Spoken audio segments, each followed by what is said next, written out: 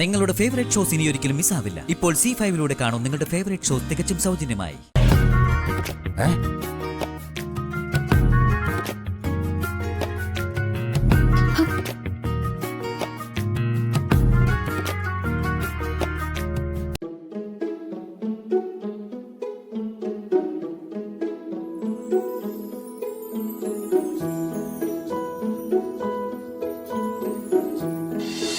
അപകടം എനിക്ക് മണക്കുന്നുണ്ട് അച്ഛാ. ഇത് എവിടെ വരെ പോകുന്ന നമുക്കൊന്ന് നോക്കാം. അപ്പുറത്തേക്ക് മാറിയേക്കാം. നീ അവനൊന്ന് വിളിക്കേ.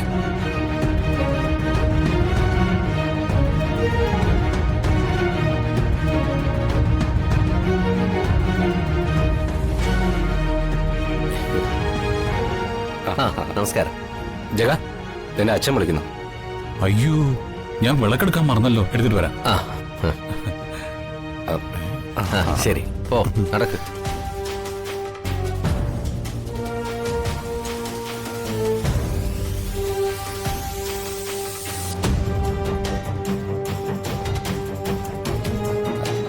വാ. ശരി. എടാ, ജഗനെ ഞാൻ വിളിക്കുമെന്ന് പറഞ്ഞില്ലേ? പറഞ്ഞു അച്ഛാ. പിന്നെ അവനോട് അവൻ മുടിഞ്ഞ അധ്വാനത്തിലാ. നമ്മളെയൊക്കെ മറന്നു എന്നാ തോന്നുന്നേ. അച്ഛാ, ദേ വരുന്നുണ്ട്.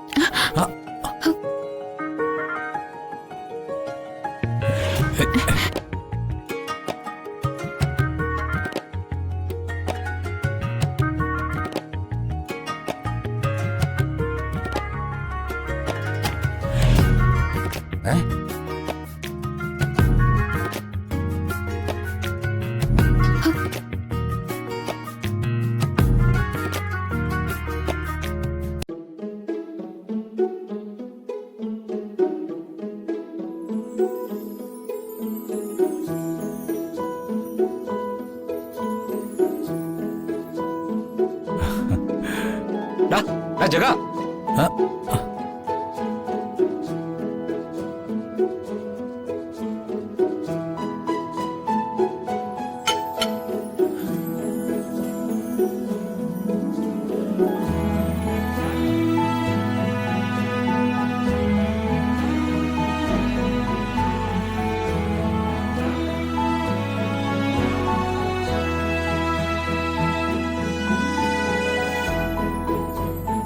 എന്താ എന്നെ വിളിച്ചത്? എടാ, ഇന്നലെ വരെ മാധവന്റെ കുടുംബത്തോട് കടുത്ത ശത്രുതയിലായിരുന്നില്ലേ നീ? ഇന്ന് നീ അവരുടെ കുടുംബത്തിന് വേണ്ടി ഉറ്റ മിത്രത്തെ പോലെ പ്രയത്നിക്കുന്നു. ഡാ, ആ മനമാറ്റത്തിന്റെ രഹസ്യം എന്താണെന്ന് അറിയാനാ വിളിപ്പിച്ചത്.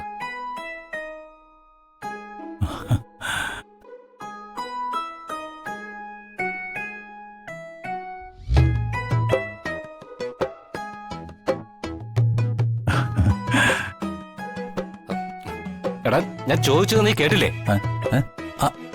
കേട്ടു. മാധവന്റെ വീട്ടുകാര് എന്റെ സ്വന്തം സഹോദരിയുടെ ഭർത്താവിന്റെ ആൾക്കാരാണെന്ന് ഞാൻ ഇപ്പോഴല്ലേ അറിഞ്ഞത്. അതുകൊണ്ടാ മിത്രങ്ങളെ പോലെ പെരുമാറിയത്. കൗശലക്കാരാ, എടാ, നിന്റെ പ്രായം കഴിഞ്ഞെന്നെ ഞാൻ ഇങ്ങോട്ട് വന്നത്.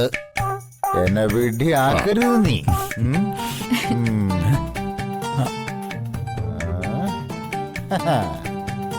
കല്യാണത്തിന് വരില്ല എന്ന് കട്ടായം പറഞ്ഞവൻ എന്നിട്ടിപ്പോ ഇവിടത്തെ അടുക്കളക്കാരനായി മാറിയിരിക്കുന്നു.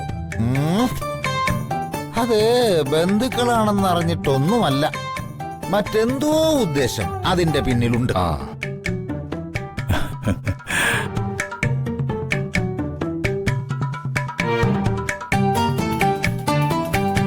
അമ്മനെ ജഗ,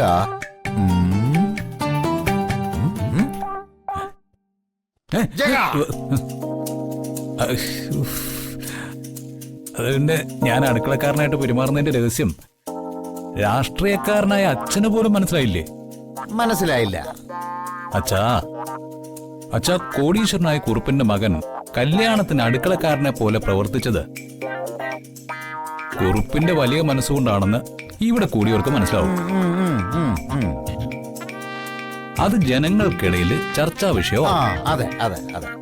അങ്ങനെ വരുമ്പോ കുറുപ്പിന്റെ ഈ ഹൃദയവിശാലതയ്ക്ക് നല്ലൊരു ശതമാനം വോട്ട് മറിഞ്ഞു വരില്ലേ അച്ഛാ?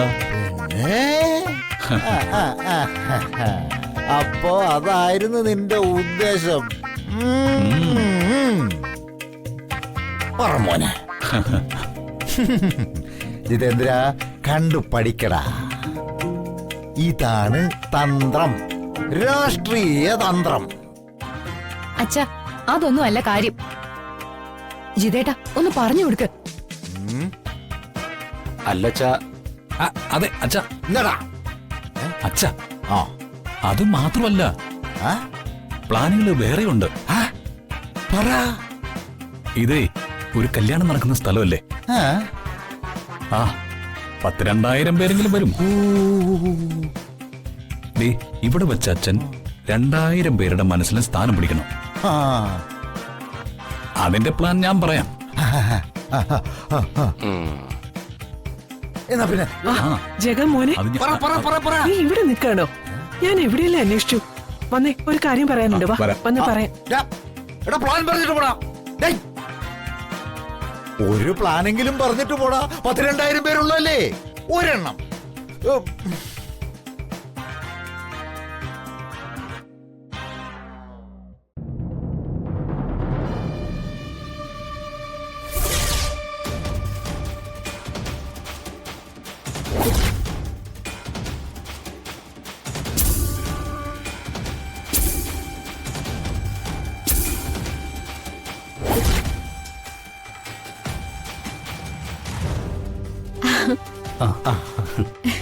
നിങ്ങൾ വന്നോ? ആശ്വാസായി. ശ്യാമിനെ ഫോണിൽ വിളിച്ചിട്ട് കിട്ടുന്നില്ലെന്നും പറഞ്ഞ് സങ്കടപ്പെട്ടിരിക്കുക വർഷ.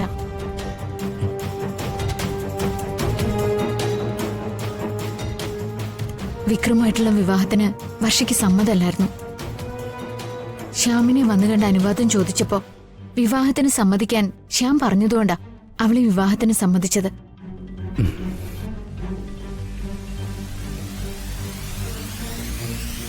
വർഷയുടെ ഉറ്റ സുഹൃത്തല്ലേ ശ്യാം.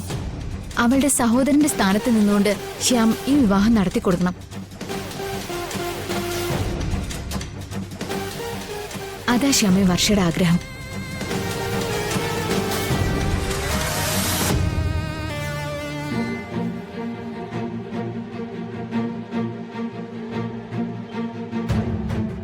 ഡൗൺലോഡ് ചെയ്യൂ C5 ആപ്പ്. കാണൂ എല്ലാ എപ്പിസോഡുകളും സൗജന്യമായി.